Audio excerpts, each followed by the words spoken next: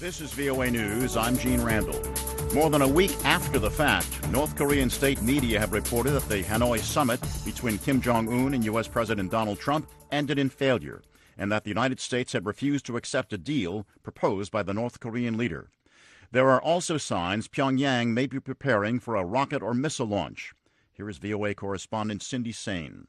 Asked about images and reports, North Korea has resumed activity at the Sohae satellite launching station.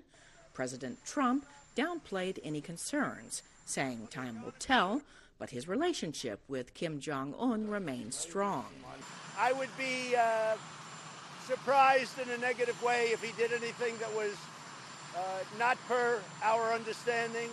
But we'll see what happens. The State Department declined to discuss U.S. contacts with North Korea since the Hanoi summit, but expressed optimism about future talks. Deputy State Department spokesperson Robert Palladino. But our message here, publicly and privately for that matter, is we're ready. We remain ready to engage North Korea. VOA's Cindy Sain filed that report. After a one-day break, the United States and the Taliban were expected to be talking again today in Doha, Qatar, as the two sides look for a peaceful settlement to the war in Afghanistan that is nearly 2 decades old. U.S. and insurgent negotiators have insisted the discussions are headed in a positive direction, but there are some conflicting claims about the agenda.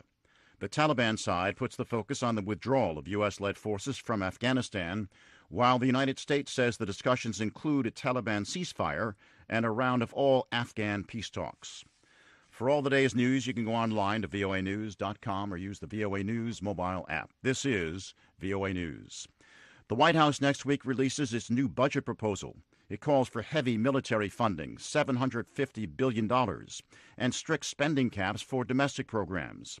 The arms request going to Congress includes funds for a southern border wall and a space force as a new branch of the U.S. military. President Trump's plan, we're told, promises to balance the federal budget in 15 years. President Trump says he will not sign a new trade accord with China unless it is what he considers a very good deal. The White House is planning a summit between Mr. Trump and Chinese leader Xi Jinping in Florida later this year, and the hope is that an agreement will be ready for signing. The trade dispute between the United States and China is partly to blame for the slump in China's economic growth. U.S. tariffs on Chinese imports are also raising prices for American consumers, while Beijing's levies on U.S. exports have had a heavy impact on agriculture, among other segments of the U.S. economy. Meanwhile, China says the legal battle between Washington and telecom giant Huawei amounts to deliberate political suppression. Huawei's chief financial officer, Meng Wanzhou, is being held in Canada on a U.S. warrant for allegedly violating sanctions against Iran, and the United States is demanding that she be extradited to this country. The United Nations has released a report that paints an increasingly disturbing picture of children in armed conflict. VOA's Lisa Schlein reports from Geneva. Special Representative of the Secretary General for Children in Armed Conflict, Virginia Gamba, considers children to be the primary victims of war.